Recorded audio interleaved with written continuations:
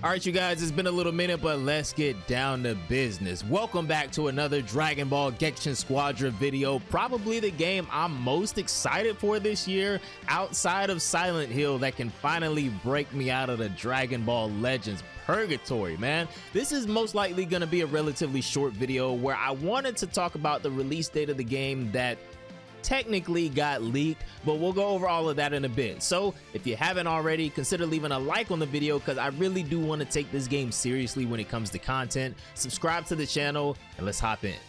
I'm sure most of you guys probably already saw the trailer from this morning for the newest character being introduced into Gekishin Squadra, Mini Daima Goku.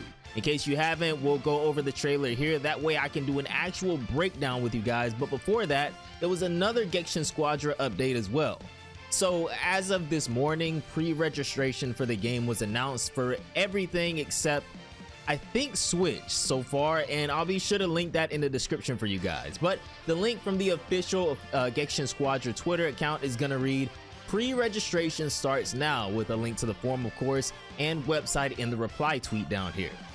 A campaign is underway to celebrate the pre-registration kickoff. If the number of pre-registrations reaches 3 million, all players will gain access to Mini Daima Goku. So the rewards that we have for each step of the campaign is gonna be 3,000 Zenny for 100k, 5 G capsules for 500k, a Super Saiyan Goku stamp for 1 million, 7 SG or gold capsules for 2 million, and then Daima Goku for 3 million. The way these types of games work though, usually all of the champions or heroes or whatever, if you want to call them that, are usually free, and we have to pay for other things like battle passes and gems for cosmetics and things like that. So I'm not sure what they're implying by saying if we reach 3 million then all players will gain access to Daima Goku. Maybe you guys understand a bit better than me and can explain this in the comments, but I'm not going to speculate too much on that right now.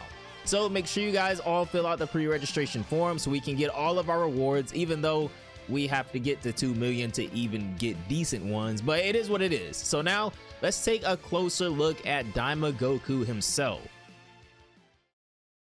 Peggy 12.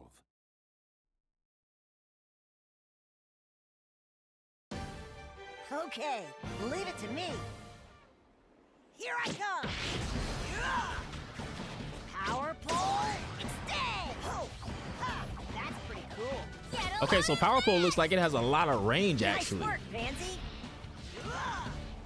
And that's one cool thing about this Goku too. As you guys can see here, in his skill 1 and skill 2, he's actually, we'll read into these in a second though, he's going to be actually able to call in Pansy and Glorio, which is cool, but also a little disappointing if this could potentially mean that we won't get these characters separately from Daima Goku in the future. I mean, Dragon Ball has a lot of characters that we're going to be able to see in the future of this game, but if they're going to keep doing stuff like this, like they're doing with First Form Frieza, with Dodoria and Zarbon, with Bojack and all of his henchmen, and then with Daima Goku with other characters being connected to their kit, I don't know, as long as we still get some of those characters in the future, like we don't necessarily need all of Bojack's gang, but I do want to see characters like Glorio separate from Daima Goku in the future.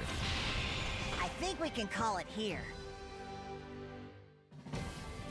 Alright, so Mini Daima Goku is gonna be a damage or DPS role character, and his concept is gonna read, a hero who skillfully keeps enemies at mid-range, as we saw with the Power Pole. Rush in with a flurry of Power Pole attacks and maneuver alongside Pansy and Glorio. So again, his kit is kind of going to work like Frieza and Bojack's, where he's going to be able to summon Pansy and Glorio alongside him with his skill 1 and skill 2 attacks. And then as we saw with his, I'm actually going to spoil this right now. I'm sure most of you guys have seen the trailer. He's going to transform into Super Saiyan for his ultimate attack. This isn't going to be like a separate transformation for him, at least for maybe right now, I guess. I don't know how they're gonna do like patches and stuff like this for the game in the future, but right now Super Saiyan is connected to his ultimate attack. So his passive skill is going to be Battle Gear. Strike damage gradually increases while engaged in battle. Fighting a hero with a higher level than yours will accelerate the damage increase. That's actually a really good comeback passive skill, because I don't know if all of you guys have played the past 2 betas, but if you get behind in levels in this game, you're kind of cooked. Like, I know it's like that in other MOBAs like this, but in this game, it feels just impossible to come back sometimes. Like, the game itself is so fast paced. These games don't last long at all. The game itself is so fast paced that if you even get, I'll go as far as to say, if you get 2 levels behind, bro, you might be cooked. Unless somebody on your team in the other lane is just carrying hard body, you might be cooked. So his rush attack is going to be attack while wielding the power pole. The pole's range gradually increases during the attack. This range will reset if the attack is interrupted. So the power pole extends the more you drag out this attack, which I think that's really cool too. You see that range right there? Look at this range on this. Yeah, and I'm gonna guess that this is full range for this attack because this is absurd right here. Just look at this crescent right here. Oh no, it's going even further. Look at, oh my goodness, bro. Yo, you're not gonna be able to approach this character. Holy. All right, so here we go with this skill 1. Pansy is going to throw a wasabi bomb at a targeted location. The wasabi bomb will explode after a set amount of time has passed. The further away the set location, the longer it will be until the explosion. You can move the bomb by hitting it with a rush attack.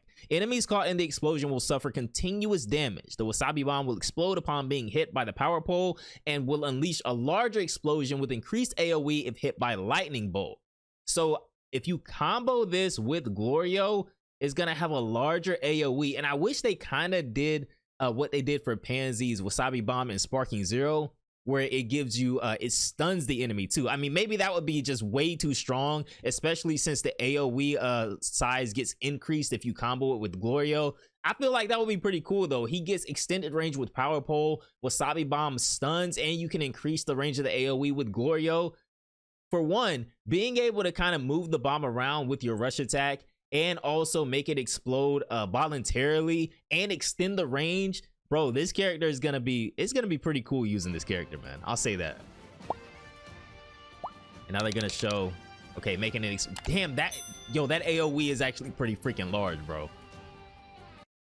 Oh my god. Yo, Glorio just like, bro, Glorio just like double or triple the freaking the radius of that. And as you guys can see, the continuous damage right here. Yeah, the stun might be a little bit too strong if they added the, okay, I take that back. The stun probably would have been a little bit too strong. So skill number 2 is going to be Glorio's Lightning Bolt. Glorio calls down lightning upon the nearest enemy or Wasabi Bomb in range, and it looks like he calls in 3. Enemies or bombs near the bolt will be stuck by chain lightning, and the damage inflicted will increase with each connective strike. Okay, so that was chain lightning, not calling in 3 at a time, I guess.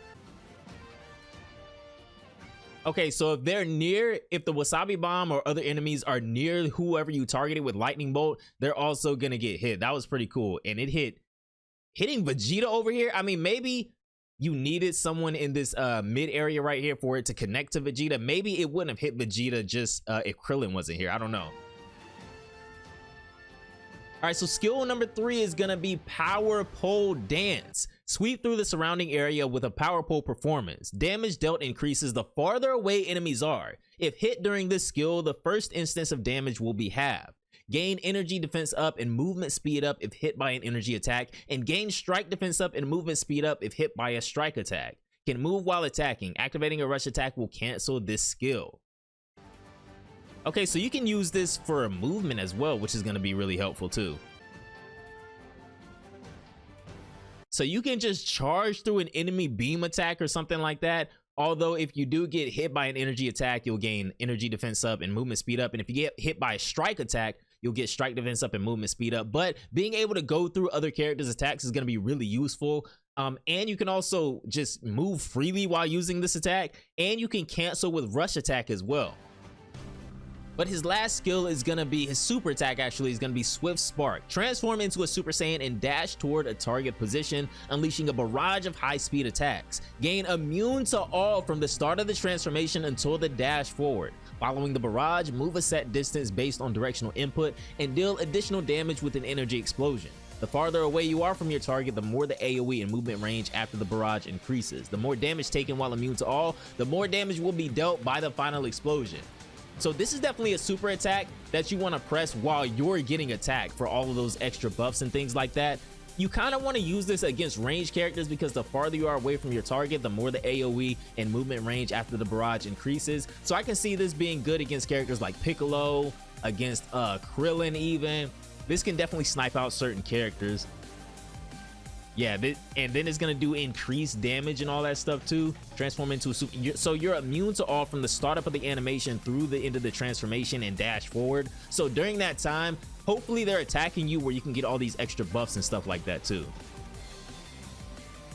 So Mini Daima Goku's looking good, man. Anyways, that is gonna do it for our entire breakdown for the trailer of Goku Mini from Dragon Ball Daima for Dragon Ball Gekishin Squadra, a character that honestly I'm super excited to play, even more excited than I thought I would be. It's a bit of a shame that he isn't gonna be able to transform into a Super Saiyan individually like characters like Z Goku and Z Vegeta, but hopefully, as I'm sure they'll do for those characters with their super variants, they'll add another Daima Goku into the game at a later date that maybe can transform independently. But the last thing that I wanted to talk about with you guys is probably the thing that most of you have been waiting on me to mention, is the suspected release date of the game itself. So I'm gonna put this screenshot up here right now. This is from my own app store on my phone, not something that I saw on Twitter. Of course, I initially saw these screenshots floating around, but I had to, verify myself and do my own research. But according to the iOS App Store, I'm not sure if Google Play says the same thing, but the expected release date for Gekishin Squadra is October 20th at this current point in time. This could obviously be subject to change, but we finally at least have a timeline right now. Previously, the only thing we knew was that it was expected in 2025, and we got to get this thing out and solidified before Marvel Tokon and GTA 6 next year. So right now, we're looking at a fall release. So in the coming weeks and months, expect more character trailers, I'm sure, possibly another beta, we could only hope, and maybe even more last stage improvements and changes to the game before it goes live. Like, remember they took the Great Ape out? I wonder if they're gonna, well, they said that they were trying to improve that, so that'll probably make a return. Maybe they'll run another beta to try and test that out in live lobbies and things like that. Again, you can check this date in your own app store on your mobile device. Steam and console could possibly even say the same, but I personally haven't checked those, so let me know down below in the comments if you have. But that is going to do it for this one, guys. Just a really quick update on pre-registration, the reward campaign, and the suspected release date for Dragon Ball Gekishin Squadra. I'm gonna be playing this game heavy, I'm letting y'all know right now, hopefully with a lot of you guys too. But Sparking Zero is not going anywhere. The Daima DLC should be coming out maybe the month before this, I'd imagine, and Legends Fest is in November, so we have some things to look forward to, especially this game. But anyways, have a great day. Let me know what you all think about these updates and Goku Mini from Dragon Ball Daima making an appearance finally in Gekishin Squadra, and I'll see you all in the next one. Bye guys.